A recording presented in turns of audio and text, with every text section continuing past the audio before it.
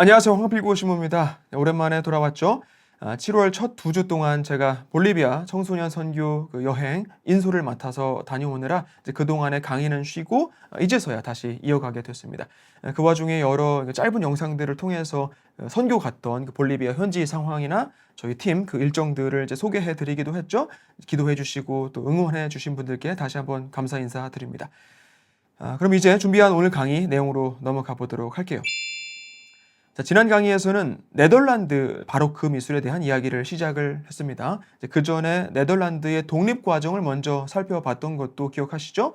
과도한 세금 그리고 종교적인 핍박을 이유로 해서 북유럽의 저지대 연합이 스페인 제국 통치에 저항을 하게 되는데 그 과정에서 결과적으로는 홀란드를 비롯한 북부 지역은 독립을 하고 완전한 자유를 누리게 됩니다. 경제적으로도 그렇고 종교적으로도. 근데 그렇게 경제적으로는 활발한 해외 무역 사업을 펼쳐나가면서 동시에 반제국주의, 반스페인, 즉 반가톨릭을 지향하면서 종교적으로는 칼뱅파 개신교를 적극 받아들이기로 해요. 그러는 동안에 남부에서는 여전히 스페인 영향권 하에 있길 원했고 종교적으로도 가톨릭 신앙을 지키기로 하죠. 지금의 네덜란드랑 벨기에가 이 당시 80년 전쟁 전까지만 해도 하나의 연합이었는데 지금은 서로 많이 다르게 된 것도 이때부터인 겁니다. 그래서 지난 시간에는 저지대의 그 남부에서 발달한 바로크 미술 작품들을 봤죠. 교회 미술이 계속해서 줄을 이루게 됩니다. 로마의 바로크 미술은 로마 약탈 사건 이후에 도시를 재건하면서 발달된 양식이다라고 한다면 남부 네덜란드 바로크는 스페인 통치의 반발로 일어났던 그 성상 파괴 운동 이후에 성전들을 다시 재건하면서 그 수요가 많았던 거예요. 대표적인 예술가로서 루벤스를 꼽게 됩니다. 그래서 덕분에 플란다스의 개 이야기도 기억해보고 그랬지만 어쨌든 루벤스는 이탈리아 르네상스와 바로크의 영향을 받았다는 걸 알 수가 있었고 특이점이라고 한다면 루벤스의 그 작품 제작 방식이 마치 공장에서 어떤 제품을 생산해내듯 그림을 그릴 때도 철저하게 그 효율을 중시하면서 분업화를 시켰다라는 거였어요. 그만큼 많이 팔아서 돈도 많이 벌었다는 얘기죠. 그래서 중요한 점은 여전히 남부 저지대, 지금의 벨기에랑 그 부근입니다. 이 지역에서는 여전히 교회 미술로서의 바로크 미술이 발달을 했다라는 것이죠. 그리고 이제 이번 시간에는 북부의 저지대, 즉 네덜란드의 바로크 미술은 또 어떤 특징을 갖는지 살펴보도록 하겠습니다.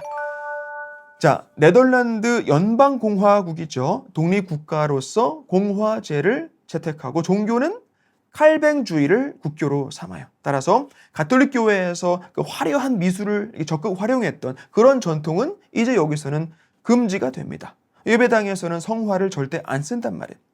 그렇다면 이제 화가들은 뭘 먹고 살까요? 당시까지 모든 미술 작품의 수요는 거의 전부가 교회였죠. 아니면 왕실이나 귀족들의 초상화 정도밖에 없었다고요.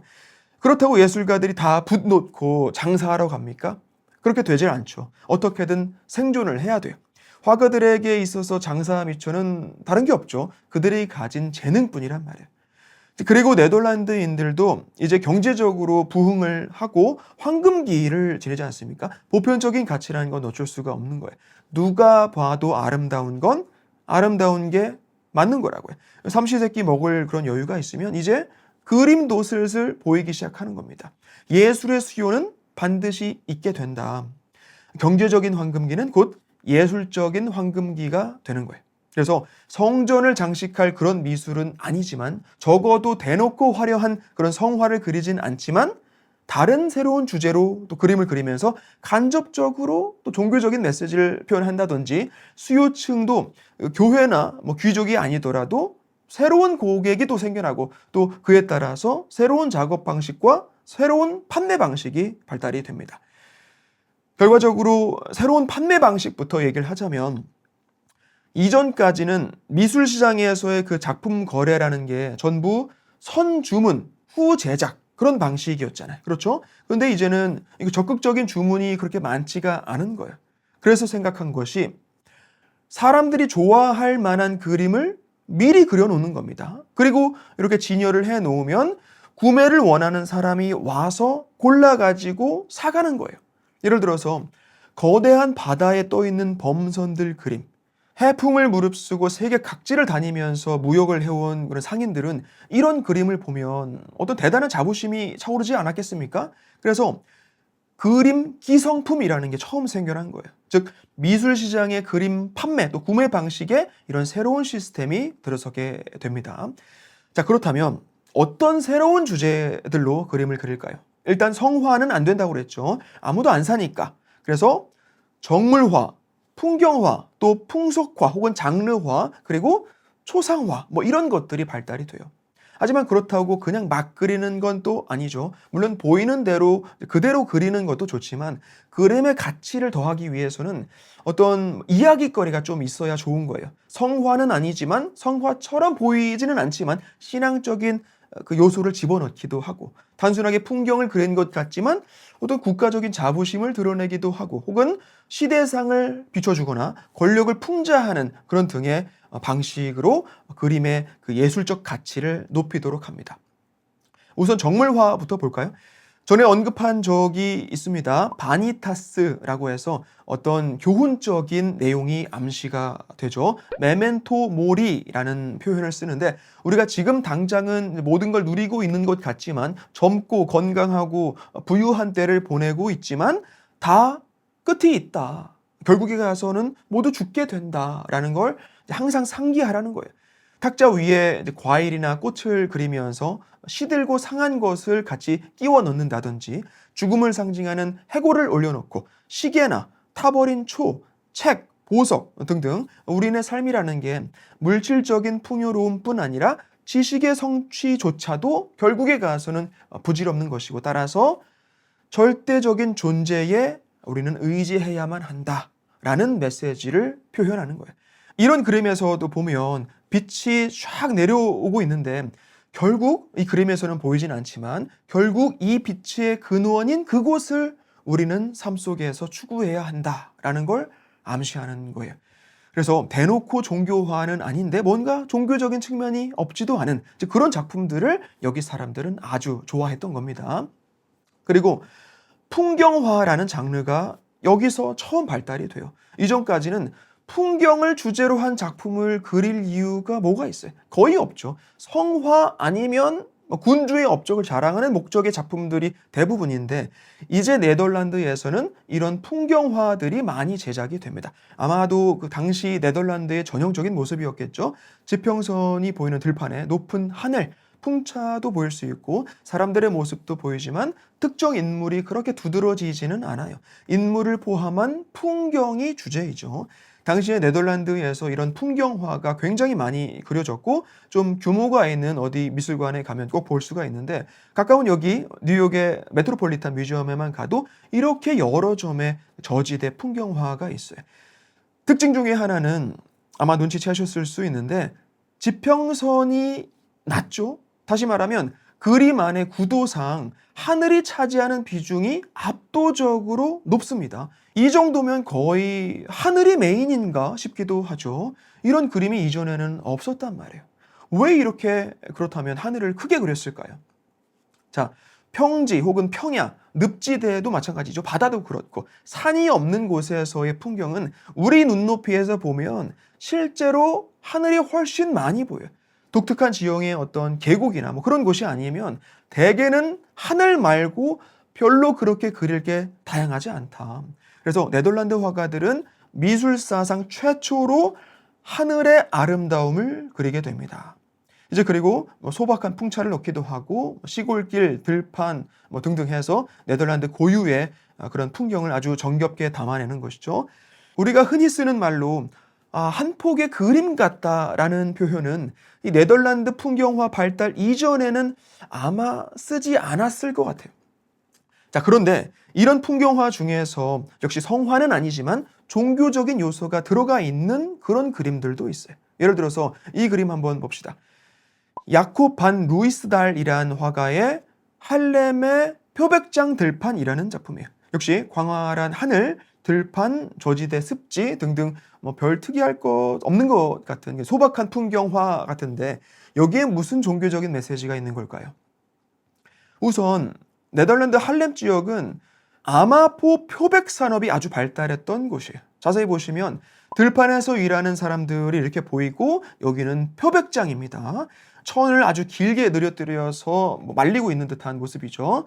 루이스달이 이 지역 출신인데 네덜란드가 독립해서 황금기를 지내던 그 시기에 여기 이 할렘 지역 주요 산업이었던 이 아마포 표백업에 대한 어떤 자부심 같은 게 있는 거예요. 칼뱅파에서의 그 노동윤리, 직업 소명설 뭐 그런 것들이 이렇게 표현되는 것이죠. 그래서 충실하게 소명을 다하는 이들에게는, 다시 말하면 열심히 일하는 이들에게는 하늘에서 빛을 비춰주신다. 뭐 그런 겁니다. 그리고 이 표백이라는 작업이 당시 이 지역의 뭐 주요 산업이기도 했지만 깨끗하게 된다는 것, 정화의 과정, 즉 구원으로 가는 길이라는 의미를 은유적으로 또 동시에 드러내기도 하는 거예요. 뭐 약간 억지스럽지 않냐라고 하실 수 있는데 여기 언덕에 보시면 교회가 있죠. 예전에는 가톨릭 성당이었는데 개신교 예배당으로 바뀌었어요. 성바보 교회예요. 이 교회 위에 이렇게 하늘이 열려 있죠. 그래서 실제로 루이스달이 이 모든 걸 다 의도한 것이냐? 뭐 그럴 수도 있고 아닐 수도 있습니다. 학자들마다 좀 다르게 해석하기도 해요. 여기 이 표백장 업자가 이 그림을 의뢰했다는 얘기도 있는데 역시 뭐 확실치는 않습니다. 하지만 어쨌든 이런 그림을 당시의 네덜란드 사람들이 아주 좋아했던 건 맞아요. 루이스달이 같은 풍경의 그림을 여러 다른 버전으로 계속해서 그린 것들이 있습니다. 또 그리고 풍속화도 네덜란드에서 많이 그려져요. 영어로는 장르 페인팅, 즉 장르화라고 하는데 우리는 의역을 해서 풍속화라고 보통 부르죠. 자, 풍속화가 뭡니까? 일반적으로 서민들의 일상을 표현하는 그림이라고 보면 되겠죠. 성경 안에 어떤 내용을 표현하거나 권력자의 위상을 드러내려는 목적이 아니라 그냥 보통 사람들의 일상도 얼마든지 미술의 소재가 될 수 있다는 거예요. 물론 풍속을 이제 그림에 담기 시작한 게 이때가 처음은 아니겠죠. 고대 이집트나 로마 제국 시대 때도 서민층의 일상을 이제 그림으로 혹은 모자이크로도 이제 묘사했었다라는 걸 알 수가 있습니다. 하지만 본격적으로 이 장르화가 활발하게 제작된 건 17세기 이 네덜란드 황금기였다라는 거예요.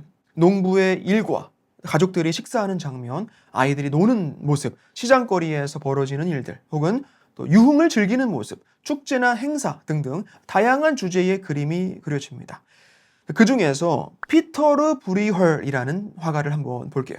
브리헐은 네덜란드 풍속화 이 대표 화가 중에 하나인데 1520년대에 태어나서 1569년에 사망을 합니다. 굉장히 젊은 나이에 죽었고 약 40여 점 정도만 완성된 그림으로 알려져 있어요. 작품 활동을 했던 시기만 봐도 한창 종교개혁 또 종교전쟁 시기였다는 걸 알 수가 있죠. 네덜란드가 80년 전쟁을 시작한 그 해에 사망을 한 거예요.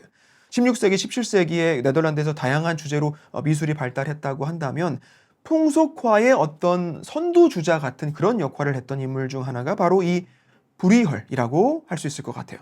자, 이렇게 보시면 계절이 바뀌면서 표현되는 고유한 그 아름다움도 화폭에 담고 있고 그러면서 사람들의 일상도 함께 묘사를 합니다. 추수철에 농부들이 그 일하는 모습이나 겨울에도 사냥을 나가는 이런 장면 아주 유명한 브리헐의 작품들이에요. 이때 시선이 위에서 아래로 내려다보는 일명 버드 아이스 뷰라고 하는 미술적인 기법도 이야기를 하게 되는데 그런 건 넘어가더라도 지금 보고 있는 그림들 하나하나가 사실 다 대작들이기 때문에 할 얘기도 참 많단 말이에요. 하지만 너무 길어질까 봐 그냥 다 건너가는 겁니다. 자, 그래도 꼭 짚고 가야 할 부분은 이 피터르 브리헐이 위대하다라고 보는 게 그림을 통해서 그 시대상을 풍자하고 더 나아가서는 종교적인 요소까지 넣었다라는 점 때문이에요. 예를 들어서 하나만 볼게요. 자, 베들레헴 인구조사라는 제목의 그림입니다. 일단 누가 봐도 베들레헴처럼 보이지는 않죠. 베들레헴은 이렇게 눈이 안 옵니다. 당연히 네덜란드의 모습을 그림으로 성경 말씀의 장면을 묘사한 거예요.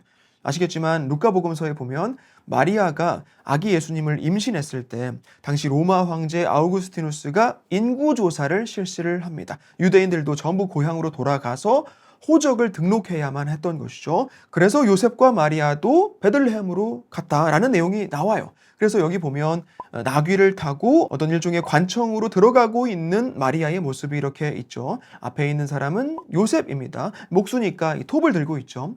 그러니까 성화가 금지됐던 당시 네덜란드에서 성경 내용을 묘사하는 그림을 풍속화로 그려낸 거예요. 게다가 이건 당시 시대상을 표현하고 있는 것이기도 합니다. 스페인의 황제 합스부르크의 펠리페 2세가 저지대 국가들을 상대로 엄청난 세금을 물리잖아요. 철저하게 세금을 걷기 위해서 가장 먼저 하는 작업이 바로 인구조사란 말이에요. 그래서 이 브리헐 같은 화가의 풍속화에서는 간접적으로 성경 내용을 묘사하면서 동시에 당시 네덜란드가 처해 있던 현실, 또 권력에 대한 어떤 풍자를 표현하기도 했다라는 것이죠.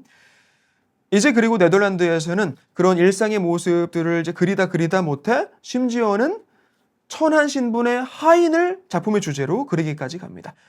베르메르라는 역시 네덜란드 대표 화가 중에 손꼽는 그 인물이 있는데 브리헐보다는 한 세기 이후 사람이에요. 활동 시기로 보면 네덜란드 황금기 딱 그때를 살았던 인물입니다. 베르메르 말년 즈음인 1672년에 네덜란드가 프랑스랑 영국의 침공을 받게 되는데 일명 재앙의 해라고 불리우게 될 정도로 네덜란드 황금기가 끝나는 시점을 베르메르는 살아생전에 보기도 해요. 어쨌든 이 베르메르의 대표작 중에 하나를 우선 보면 자, 어떻습니까? 주방 하녀가 우유를 따르고 있는 장면이죠. 포인트는 일개 하녀가 작품의 주제가 됐다는 점이에요. 물론 여기에도 얘기거리는 많습니다. 베르메르는 19세기나 되어서야 알려진, 다시 말하면 살아생전에는 그렇게 유명 화가는 아니었던 인물이에요. 전쟁 때문에 그랬을 수도 있지만 어쨌든 모델도 마음껏 데려다 쓸 형편이 안 됐다고 합니다. 그래서 하녀를 주제로 그림을 그리기도 했다는 얘기가 있는데 우선 뭐 다른 작품들에서도 비슷하지만 빛을 쓰는 방식이라든가 이렇게 빵을 표현하는 이 극사실주의, 또 재밌는 부분은 아니 무슨 하녀가 이렇게 몸이 좋냐, 떡대가 뭐 이거 어마어마하죠. 뭐 그런 지적도 해볼 수 있고 또 이 파란 물감을 썼다는 것도 아주 특별합니다. 금보다 비쌌다는 청금속에서 그 울트라마린이라는 파란색 물감을 얻어서 쓸 수가 있었지 않습니까? 그래서 성모 마리아 그림에서나 쓰고 그랬던 이 파란색을 하녀의 옷을 그리면서 썼다라는 것도 굉장히 흥미로워요. 뭐 어쨌든 그리고 이제 이 베르메르의 가장 유명한 그림이 바로 이 진주 귀걸이를 한 여인이라는 작품이 있어요. 어디선가 보신 적 있죠? 북유럽의 모나리자라고 불리우는 네덜란드 미술 대표 작품 중에 하나입니다. 모나리자도 그렇듯이 이 그림에 대해서도 여러 가지 추측이 난무해요. 그래서 더 예술적인 가치가 높기도 한 겁니다. 이 여자가 대체 누구이냐라는 문제부터 그래요. 뭐 베르메르가 데리고 있던 하인이다, 하녀다, 또 혹은 뭐 아니다, 하녀가 무슨 귀걸이를 이렇게 하고 또 파란색을 많이 줄 수가 있겠냐, 뭐 등등 해서 또 누구는 아니 그냥 상상 속의 인물이다, 트로니라고 하는데 실제 인물을 그린 초상화가 아니라 다양한 표정이나 복장, 조명 효과 등을 실험적으로, 즉 창의력을 발휘해서 상상으로 그렸다라는 거예요. 어쨌든 사실은 알 수가 없죠. 그래서 더 재미가 있는 것이기도 하고, 이후에 만약에 이 소녀가 하녀였다면 베르메르랑 어떤 뭐 묘연의 관계가 있었다면 어땠을까 하는 그런 상상을 토대로 소설이 쓰여지기도 해요. 그게 또 영화로도 만들어집니다. 그만큼 이야기 거리가 많다는 얘기죠. 예술성이 높다는 얘기예요. 하지만 이런 거 저런 거 다 모르더라도 그냥 이 그림이 주는 어떤 오묘한 뭔가가 있지 않습니까? 어떨 때는 수많은 상징에, 이야기에, 역사에, 숨어있는 교훈에, 종교적인 요소까지 넣어서 좋은 그림들이 있기도 하지만 그런 복잡한 거 하나 없이도 그냥 그림 자체를 즐길 수도 있는 거예요. 그림 좋은데 꼭 이유가 있어야 하냐는 것이죠. 베르메르의 작품들이 위대하다는 게 그런 게 아닌가 싶어요. 어쨌든 이 시간에 중요한 건 네덜란드 미술의 황금기에는 이렇게나 다양한 소재로 그림을 그렸다라는 점이에요.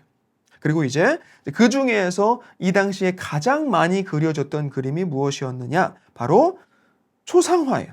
초상화 같은 경우에는 역시 과거에는 왕이나 귀족 혹은 고위 성직자들이나 가질 수 있었는데 여기서는 이제 일반 시민들도 자신들의 초상화를 소유할 수가 있었다라는 겁니다. 다시 말해서 돈만 있으면 얼마든지 초상화를 가질 수가 있는 거예요. 어차피 여긴 뭐 성화도 없고 성화를 의뢰할 주교나 추기경들도 없잖아요. 그래서 개인이 초상화를 주문하는 겁니다. 그럼 화가는 그런 초상화를 통해서 그 사람의 직업이나 뭐 지위, 재력, 뭐 거기에 뭐 인품까지도 묘사를 해내는 것이죠. 이런 초상화 한 점 가지고 집 거실에 걸어둔다고 생각해 보세요. 막 이게 출세한 기분을 만끽할 수가 있겠죠. 그리고 특히 상인들의 조합, 그 길드라고 하죠. 길드가 아예 단체로 초상화를 의뢰하는 경우도 많게 됩니다. 일명 집단 초상화이죠. 지금으로 치면 단체 사진 같은 거예요. 뭔가 그 집단의 관계를 끈끈하게 하기도 하고 또 한편으로는 은근히 외부로도 그들 스스로를 드러낼 수 있는 수단으로서 이 집단 초상화라는 게 큰 역할을 합니다. 프란스 할스라는 작가의 성조지 시민군단 장교들의 연회라는 작품입니다. 군복무를 하는 어떤 사명을 수행하는 집단으로서 이런 거 하나 어디 그 본부 같은 데다가 걸어 놓으면 누가 와서 봐도 뭐 있어 보이잖아요. 그리고 드디어 이 시기에 아주 엄청난 재능을 가진 천재 화가가 한 명 등장을 합니다. 바로 렘브란트예요. 렘브란트. 이름 들어보셨죠? 혹시 못 들어보셨어도 이따가 마지막에 볼 그림 보시면 이 그림 하실 거예요. 자, 렘브란트 반 레인, 그냥 렘브란트라고 부릅니다. 특이하게 성이 아닌 first name을 쓰죠. 네덜란드 레이덴이라는 곳에서 태어나요. 암스테르담 바로 아래에 있습니다. 1606년생이니까 태어났을 때 이미 네덜란드는 독립을 한 상태예요. 한창 그 무역 강국으로서 잘 나가고 있을 때이고 개신교는 아주 거기서 자리를 잡고 있을 때이죠. 경제적으로 여유가 있다 보니 귀족뿐만 아니라 상인층에서도 어떤 예술에 대한 욕구는 점점 강해지게 됩니다. 이 시기에 렘브란트는 20대 초반부터 그림을 그려 팔기 시작했고 암스테르담으로 이주를 해서 초상화 전문 화가로 명성이 자자해집니다. 돈도 많이 벌고 사스키아라는 부잣집 딸과 결혼도 해요. 그러니까 부와 명예와 사랑까지 아주 젊은 나이에 다 갖추게 됩니다. 이내 엄청나게 큰 저택까지 계약을 할 수가 있었어요. 자, 젊은 시절 대표작을 우선 하나 볼까요? 튠프 교수의 해부학 강의라는 작품이에요. 집단 초상화입니다. 니콜라스 튠프라는 해부학 박사가 의사 수강생들을 모아놓고 수업을 진행하는 모습을 이렇게 그려서 외과의사협회 회의실에 걸려고 이 젊은 렘브란트한테 의뢰를 한 거예요. 자, 보시면 우선 카라바초처럼 명암 대비를 극명하게 해서 어떤 극적인 표현을 했다는 게 보이죠. 전체적인 구도를 봐도 어떤 균형이나 비례를 중시했다기보다는 자연스럽고 동적으로 배치가 되어 있어요. 일반적인 초상화라면 전부 정면을 응시하고 있을 텐데 여기서는 그렇지 않죠. 실제로 해부학에 집중을 하고 있는 듯한 모습이면서 또 그 와중에 뒤에 있는 이 두 명은 관객하고 눈을 마주치고 있어요. 마치 이 해부학 수업 현장으로 그림을 보고 있는 사람들을 전부 초대하고 있는 것처럼 보여요. 바로크적인 특징을 가지고 있으면서도 아까 봤던 그 프란스 할스의 집단 초상화랑 비교해보면 어떻습니까? 인물들이 막 어색하고 지루하게 나열되어 있는 것보다는 훨씬 더 자연스럽고 더 역동적이에요. 그래서 더 인기가 많았고 렘브란트 스스로도 자기 그림에 대한 대단한 자부심을 갖게 됩니다. 이 렘브란트의 명성은 젊은 시절에 전성기를 지내요.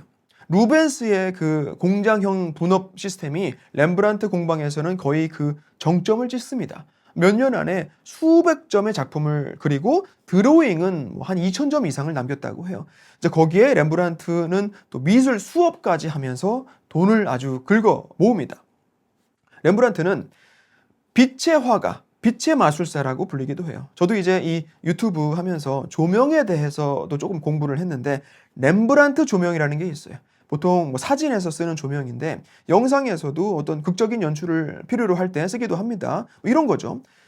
킬라이트, 그러니까 주광원을 얼굴 측면 약 45도 정도로 배치를 해서 한쪽 뺨하고 코 아래 삼각형 모양의 빛을 만들어내요. 그리고 나머지 부분은 그림자 속으로 숨기는 것이죠. 뭔가 이 얼굴의 입체감을 아주 깊게 해서 훨씬 극적인 연출을 만들어냅니다. 렘브란트의 이름을 따와서 렘브란트 조명이라고 불러요. 뭐 그런 게 있다라고만 알고 넘어가시면 됩니다.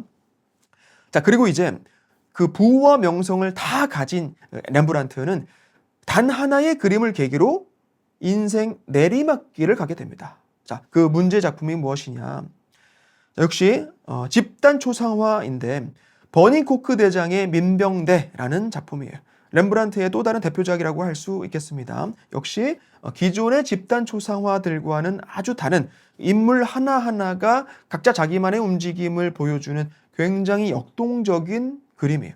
그리고 한 가지, 아까 해부학 수업도 그렇고 이 민병대도 극적이다 뭐다 평가는 하지만 루벤스나 그 전에 뭐 카라바조 또 베르니니보다는 훨씬 정적이라고 볼 수 있어요. 극적인데 그래도 좀 얌전하고 덜 화려하다. 네덜란드 바로크는 로마의 바로크랑 뭐 나중에 볼 텐데 프랑스 바로크랑은 여기서 차이가 납니다. 뭔가를 막 대놓고 보여주지는 않아요. 교회의 권위를 드러내고 프랑스 왕실의 그 절대 권력을 과시하고 뭐 그런 게 아니라는 것이죠. 오히려 칼뱅주의, 특히 신흥 종교는 뭐 청교도도 마찬가지지만 되게 검소하고 또 원칙주의적이고 뭐 그런 게 있어요. 적어도 겉으로는 드러나지 않게 뭐 금색으로 칠하고 막 그런 거 웬만하면 자제를 하는 겁니다. 아무튼 이 버니코크 대장의 민병대라는 이 집단 초상화도 그냥 뭐 괜찮은 것 같이 보이는데 뭐가 문제였을까요? 여기 등장하는 캐릭터들이 다 실제 인물이고 각자 똑같은 비용을 지불하고 그림을 의뢰한 거였단 말이에요. 근데 자세히 보면 이 장면에서의 각자 비중이 너무 차이가 납니다. 누구는 가운데에 자리하면서 밝게 그려주고 또 누구는 뒤에 쭈그러져가지고 잘 보이지도 않아요. 게다가 돈도 안 됐는데 여기에 있는 이 여자 누굴까요? 렘브란트 부인 사스키아예요. 안타깝게도 그 해에 사망을 합니다. 그래서 렘브란트가 여기에 어떤 기념을 위해서 그려 넣은 것인데, 그러니까 작가 맘대로 아무나 막 끼워 넣기도 했다는 것이죠. 즉 렘브란트는 비록 초상화이지만 여기에 자신만의 어떤 그 예술성을 표현을 하는 겁니다. 의뢰인을 위한 그림이다라기보다는 자기 그림을 그린 거예요. 고집스러운 예술가의 전형이죠. 당시 시민경비대라는 사람들은 평소에는 생업에 있다가 전시에는 자유롭게 참전을 하는 스스로 그 자부심이 대단한 집단이었단 말이에요. 단체샷 하나 그럴듯하게 이렇게 남기는 걸 즐겨하곤 했는데 그런 사람들을 의뢰인으로 모시면서 이 고객 만족 서비스는 온데간데 없고 렘브란트는 그냥 예술을 하고 싶었던 거예요. 그리고 그 고집을 절대로 꺾지를 않아요. 니들이 예술에 대해서 뭘 아냐 그랬을 거예요. 그러니 이후로는 이 렘브란트한테 초상화를 의뢰하겠다는 사람이 나서질 않게 되죠. 그리고 시련은 한 번에 온다고 이 무렵에 렘브란트 자식들 3명이 태어나서 몇 주 만에 사망을 해요. 티투스라는 넷째 아이만 생존을 하는데 이 티투스조차도 26에 죽게 됩니다. 렘브란트보다 1년 일찍 세상을 뜨는 거예요. 그리고 사랑하는 아내 사스키아도 결핵으로 사망을 합니다. 그래서 이제 어린 그 넷째 아들 하나 말고는 가족도 다 잃고 그림 주문도 안 들어오고 결국 렘브란트는 나중에 가서 개인 파산에 들어가요. 물론 렘브란트의 그 예술에 대한 집념, 고객 만족보다는 예술성을 택했던 그 자신만의 고집도 고집이었지만 사실 더 큰 문제는 렘브란트의 과소비에 있었어요. 그림부터 해서 뭐 도자기, 골동품 그런 등등의 예술 작품들을 마구 사들이는 거의 수집광적인 그 소비 습성 때문에 그렇게 돈을 벌어도 남아나질 않았던 거예요. 어쨌든 뭐 결과적으로 그 대저택 계약했던 거 잔금을 못 치릅니다. 빚더미에 앉게 됐죠. 그렇게 이 천재화가 렘브란트는 젊은 시절 그 전성기 이후로는 죽을 때까지 가난에 허덕이게 돼요. 하지만 렘브란트는 계속해서 그림을 그립니다. 누가 이제 그림 주문을 하지는 않더라도 붓을 손에서 놓을 수는 없는 것이죠. 그래서 누가 사든 말든 여러 주제로 그림을 이제 계속 그리는데 성경 내용을 담기도 해요. 자, 다윗과 압살롬이라는 작품인데 다윗이 아들들하고 또 그 아들들 사이에 아주 그 막장 드라마가 있었죠. 서로 음해하고 배신하고 전쟁도 치르는 욕망과 미움의 가족사 또 민족사가 있는데 이 장면은 다윗과 그 아들 압살롬이 극적으로 재회하는 화해와 용서의 그 순간을 그리고 있어요. 1642년작인데 아내 사스키아가 사망한 그 해이고 자식들은 다 죽고 티투스만 1살 갓난아기 때예요. 렘브란트 자신도 그 심리적으로 아주 힘들었을 거라고 생각이 됩니다. 이렇게 화려한 장신구 차림의 아들이 아버지 품에 그 얼굴을 묻고 용서를 비는 이 자세가 아주 인상 깊죠. 또 아버지는 덤덤하게 아들을 감싸 안고 있어요. 몸짓이 막 크지도 않고 심지어는 압살롬의 얼굴 표정도 보이지가 않지만 성경 말씀 그 장면에서의 그 감동은 충분히 느낄 수가 있어요. 그리고 렘브란트는 자화상으로도 유명합니다. 보통 뭐 한두 점 정도 자기 얼굴을 그린 화가들은 아주 많은데 렘브란트는 드로잉까지 다 합치면 100점 이상의 자화상을 그렸다고 해요. 한 40년 경력이라고 본다면 물론 공백기도 있고 그랬겠지만 거의 몇 달 만에 한 번씩은 자화상을 지금으로 치면 셀카를 계속 찍어왔던 거예요. 그래서 젊은 시절부터 쭉 이렇게 놓고 보면 렘브란트가 일생 동안 어떻게 나이를 먹어가는지 또 거기에 어떤 내적인 변화가 또 있었는지 이렇게 볼 수가 있습니다. 뭐 이 시간에 렘브란트 자화상 전부 다 볼 수는 없겠지만 몇 개만 보자면 자, 이런 건 아주 그 젊은 시절의 모습이겠죠. 23대예요. 참 굉장히 매끈한 모습이죠. 그리고 이건 29대예요. 이미 유명 화가로 최고 잘 나갈 때입니다. 벌써 복장이랑 해서 휘황찬란하죠. 그리고 같은 해에 아내 사스키아랑 아주 행복한 모습을 그린 그림도 있어요. 결혼하고 이듬해입니다. 제일 좋을 때이죠. 아주 멋지게 차려입고 아름다운 부인을 무릎에 앉힌 채로 술잔을 높이 올리면서 한편으로 보면 다소 흥청거리기도 한 것 같은 그런 모습이에요. 그리고 이건 34세 때, 아직까지는 뭐 꽤 자신감에 넘쳐 있죠. 그리고 36세 때 아내 사스키아가 사망을 합니다. 표정이 좀 안 좋죠. 뭐 그래도 복장은 아주 화려합니다. 그리고 나서 10년 후 46세 모습을 보면 거의 개인 파산 직전이라 옷차림부터가 좀 소박해졌죠. 그리고 얼굴을 보면 젊은 시절에 그 매끈하게 뽀샵됐던 그런 얼굴이 아니에요. 자, 49세 때 얼굴입니다. 54세가 된 모습은 이래요. 뭘 막 꾸미고 그랬던 이전에 그런 게 전혀 없어요. 63세, 숨을 거둔 그 해에 마지막으로 그린 자화상입니다. 생을 마감하는 시점에 렘브란트는 어떤 태도로 자신의 모습을 그렸을까요? 젊었을 때 그렇게 당당했던 모습에서 어떻게 보면 본인이 자초했던 것도 있죠. 대중을 위한 미술이 아닌 자신만의 예술을 추구했기 때문에 궁핍하게 살 수밖에 없었고 거기에 뭐 처자식을 잃는 그런 시련까지 겪으면서 주위에는 아무도 없는 그런 노년을 보낸 거예요. 하지만 그러면서도 그림을 놓지는 않았고 자기 예술 세계를 끊임없이 펼쳐나가기로 합니다. 아무도 구매하지는 않았겠지만 성화도 간간히 그렸다고 했죠. 자, 이제 그리고 자화상을 빼면 완성 혹은 거의 완성된 작품 중에서는 렘브란트 생애 마지막 작품, 바로 돌아온 탕자를 그리게 됩니다. 아주 유명한 작품이죠. 아시는 이야기이지만 복음서에서 예수님께서 비유로 말씀하시는 그 자비로운 하느님에 대한 묘사예요. 젊고 철없는 그 둘째 아들이 아버지 재산을 가지고 집을 나와 흥청망청 다 써버리고 결국에 죽도 못 얻어먹는 신세가 되어서야 아버지 집에 있을 때가 천국이었구나라는 걸 깨닫게 됩니다. 지난날에 어리석음을 뉘우치고 큰 용기를 내서 아버지께 돌아갔을 때 아버지는 너무나 다정한 모습으로 그 돌아온 아들을 맞아주죠. 렘브란트는 성화로서 이 작업을 했을 수도 있지만 아마도 말년에 자기 자신의 모습을 이 탕자로 그려넣은 것이 아닌가 싶어요. 젊었을 때 그 자신만만했던, 어쩌면 오만방자하기까지 했던, 스스로가 탕자 그 자체였던 자신의 모습을 성찰하고 이제는 아버지께 돌아갑니다 라는 그런 고백, 또 자비의 아버지께서는 이런 나조차 따스히 안아주실 거라는 믿음, 그런 믿음을 이 마지막 작품을 통해 표현하고 있는 것 같아요. 역시 빛과 어둠의 대비 효과를 통해서 그 복음서 내용, 그 장면, 그 순간을 아주 극적으로 보여주고 있지만 붓터치나 그런 건 굉장히 거칠죠. 어차피 팔려고 그렸던 것도 아니기 때문에 섬세한 테크닉 그런 건 필요가 없어요. 내가 무슨 이야기를 하고 싶은가를 어떻게 표현하는가가 예술에서는 더 중요한 겁니다.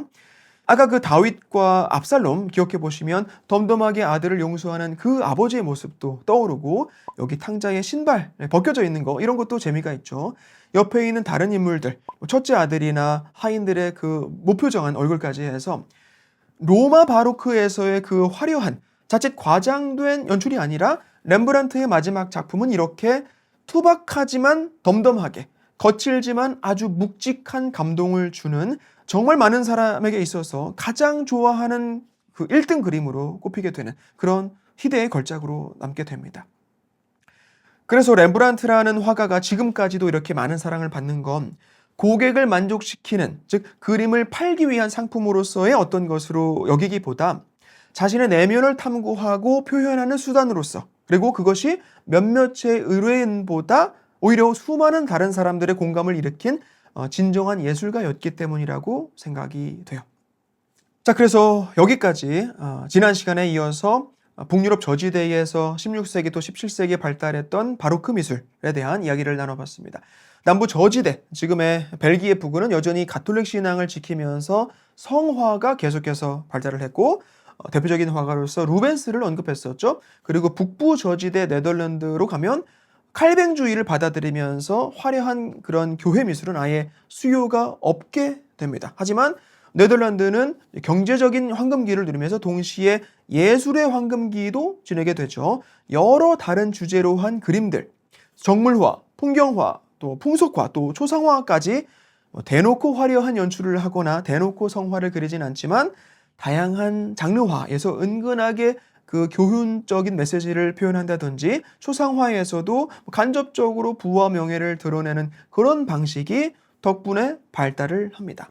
대표적으로 브리헐, 베르메르, 그리고 렘브란트까지 살펴봤죠.